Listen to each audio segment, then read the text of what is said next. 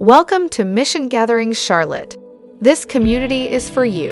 If you grew up in the church and have lost your faith, if you are in a moment of deconstruction or reconstruction, if scandals, politics, and hate have led you into doubt, if the stories of this faith raise doubts and curiosity in you, our time together is not about trying to fix you. You are not broken. Our journey in this life is not about erasing doubt, but embracing them. For it is only on the darkest night we can see the stars. Life's journey is hard enough, so we don't think you should have to make this journey alone. So if you are Asian, Latinx, Black or White, Indigenous, if you are male or female, trans or non-binary, if you are 3 days old, 30 years old, or 103 years old, if you've never stepped foot in a church, or if you are Buddhist, Roman Catholic, agnostic, or are a lifelong evangelical, if you are single, married, divorced, separated, or partnered, if you are straight, gay, lesbian, asexual, or bisexual, if you are a Republican, Democrat, Independent, Socialist, or not registered to vote, if you have or had addictions, phobias, abortions, or a criminal record, if you own your home, rent, live with your parents, or are homeless, if you are fully abled, disabled, or a person of differing abilities, you are welcome to join us on this journey to share our sacred meal at the table of grace. Happy Sunday, and welcome one and all. Hey everybody, Pastor Andrew here, and thank you for joining us in our online broadcast today. This is that awkward time where we ask if you could support this broadcast, if you could support this community. At Mission Gathering Christian Church Disciples of Christ Charlotte, we exist 100% based upon your donations. And from those donations, people are fed. This space is opened up for others to come and do acts of justice as we assist them in their good works. But most of all, through your donations, we are a community committed in this time, both still in and moving past pandemic, of relearning how to be human, or maybe even learning how to be truly human for the first time. Because the future that we're all heading into, that future requires imagination, hope, and community. And that's what we have here. So for your gifts that you will give today, I want to say thank you. And even if your gift is just sharing this broadcast, hitting that like or subscribe button, or simply choosing to do something amazing in your own community, wherever it is this week, I want to give thanks to that and dedicate it to God. So let's pray. Blessed Creator, you have created a universe of abundance that moves and expands with ease. As we breathe in the same way that galaxies breathe and that stars pulsate, let us breathe in your abundance and let that breathing out flow back into the world, into our neighbors' hearts, into their minds, providing them both with mutual aid for their material needs and spiritual grounding for the needs beyond the flesh.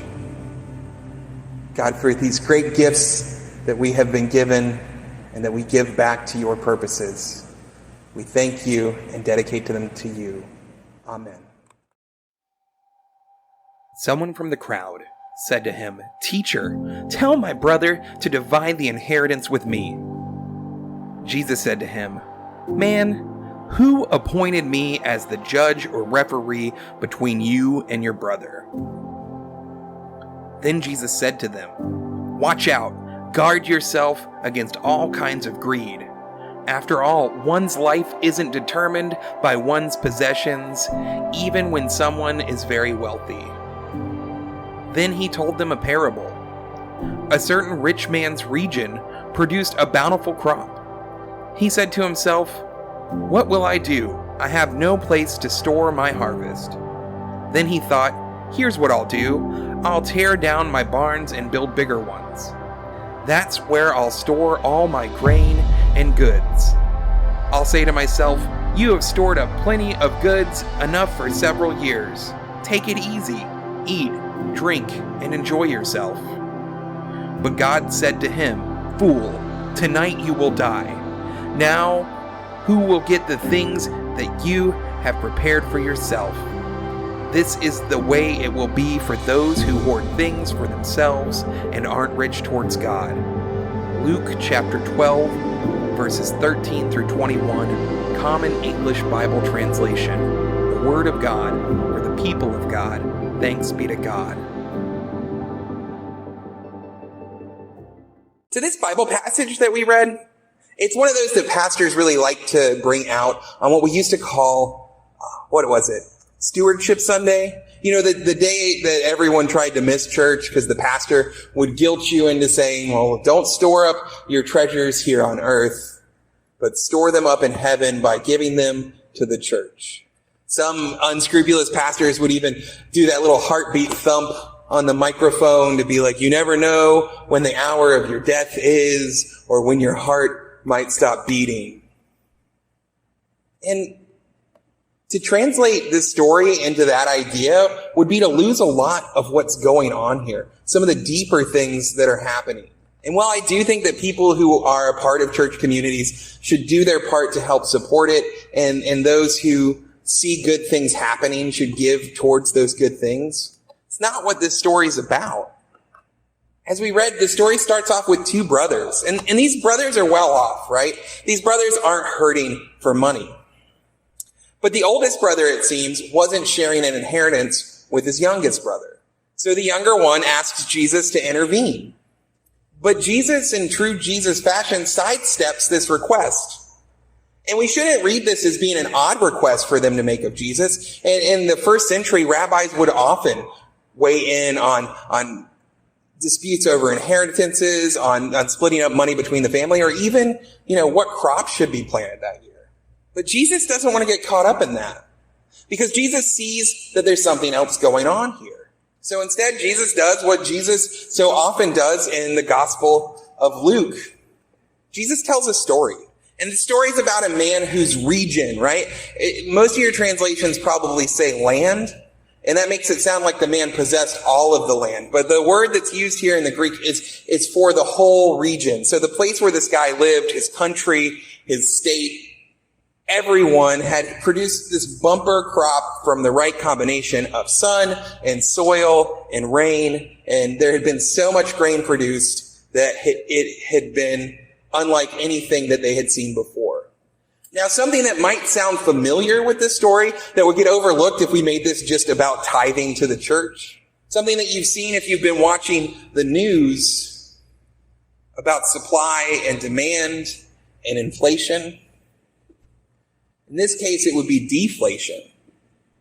That's what's going through this man's mind, this rich man's mind, is that the price of grain had been deflated because there was a surplus of grain. So there was more grain than anybody needed, so the price went down.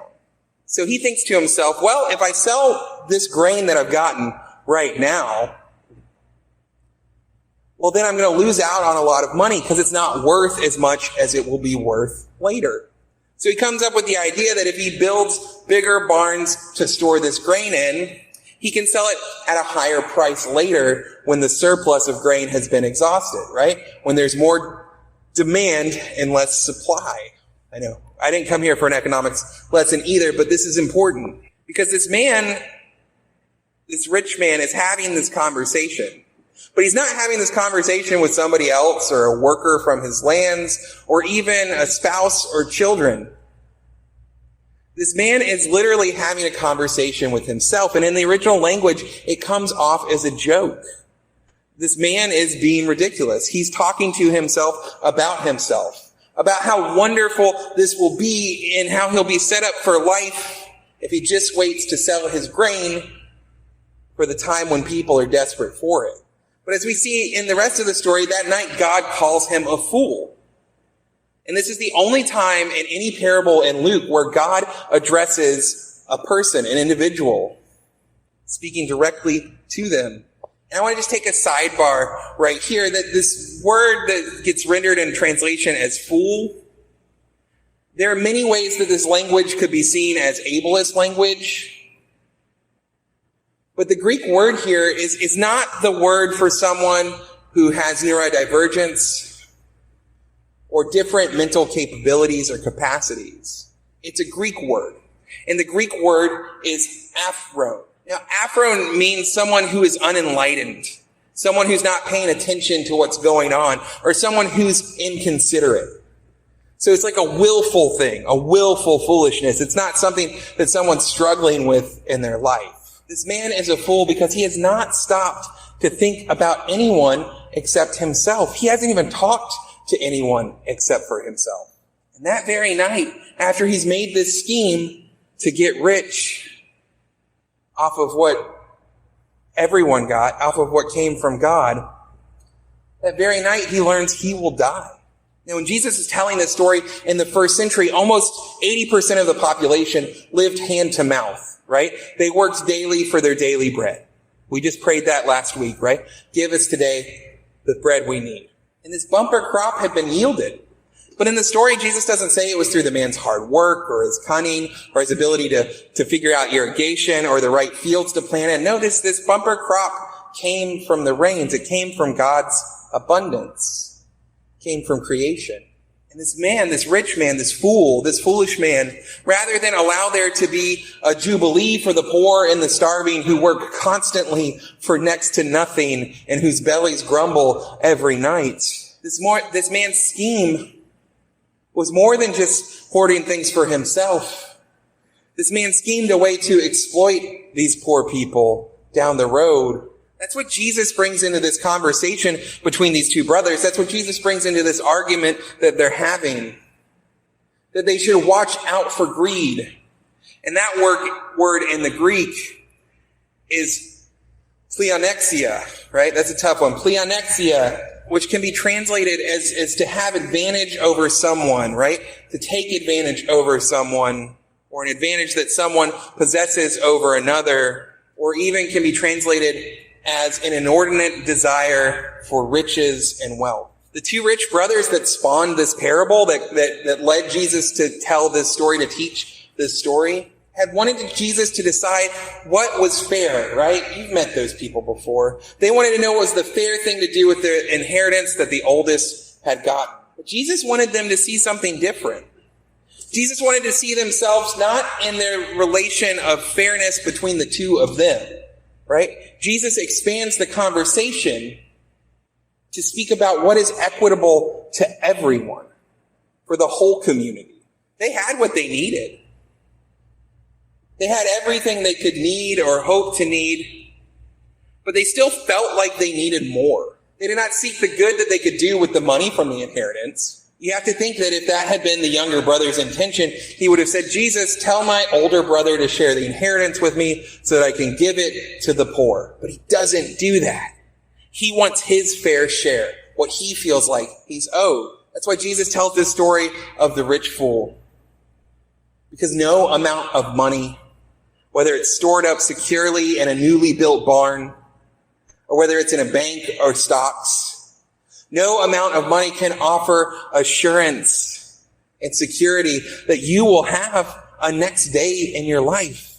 Think about that, right? Because of the moment that we're in, we're seeing inflation rise to levels that none of us have ever seen it rise. In the future both with the looming presence and doom of climate collapse and the future of just politics in this nation, the future looks pretty wobbly at best.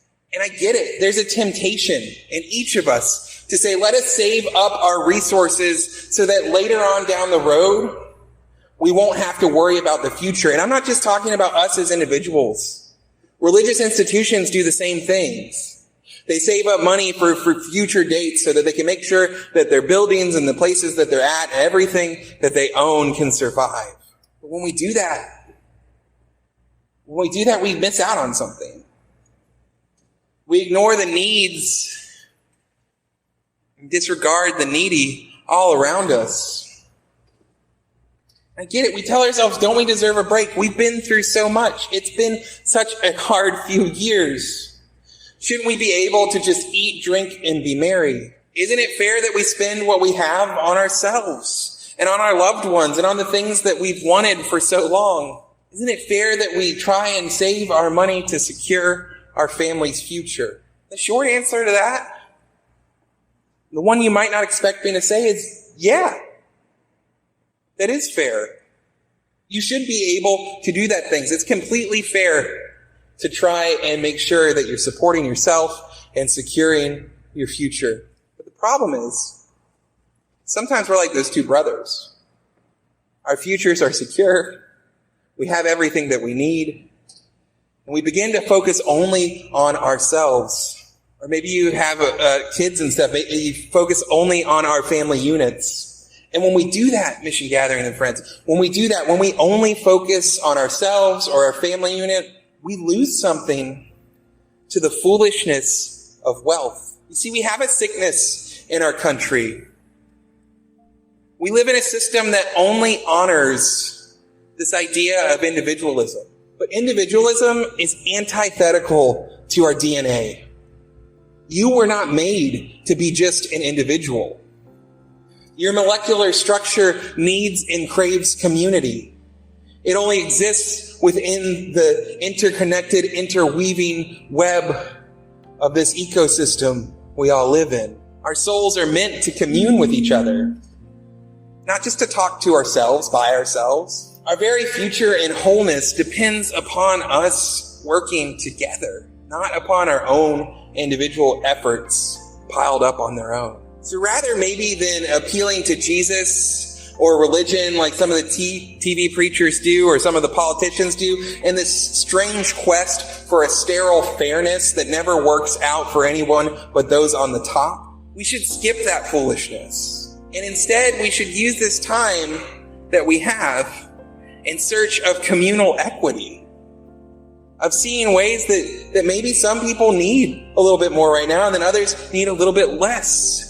But to live into that sense of equity, of making sure that we do not hoard what we have so that we can hold our own advantage over the lives of others who don't have.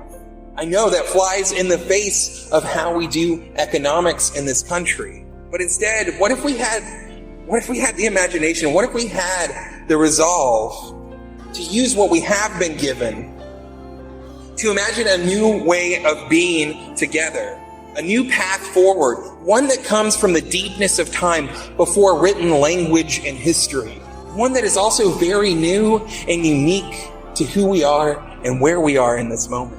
Mission Gathering and Friends, this is your one chance at life as far as we know. The question is always, how do you want to live it? Do you want to live it in the quest for security found in possessions, an advantage over others? Or with this one wild and precious life, do you want your abundance to flow from you, creating more love, more laughter, and life out in this world and in the communities surrounding us? I'm not trying to sugarcoat that these are hard times we live in. It's the truth. These are hard times. But there are times that require each of us to do the hard work of imagining new possibilities, the hard work of seeing beyond what is and into what could be. I get it. That's a lot to ask. And I know that you're tired. But you know what else I know? I know that you're up for this task. Because this is your one wild and precious life. But this is also the time that you have been born into. This is the moment that was made for you, that you were made for. We need you. The world needs you right now. So friends, Mission Gathering, anyone watching this broadcast, may you rise to the challenge of these times. May you dream new dreams. May you never, never forget that you are part of this world and beholden to it, just as you are part of God, who one day will also demand this life that you've been given be returned to its source. Mission Gathering and Friends, may it be so.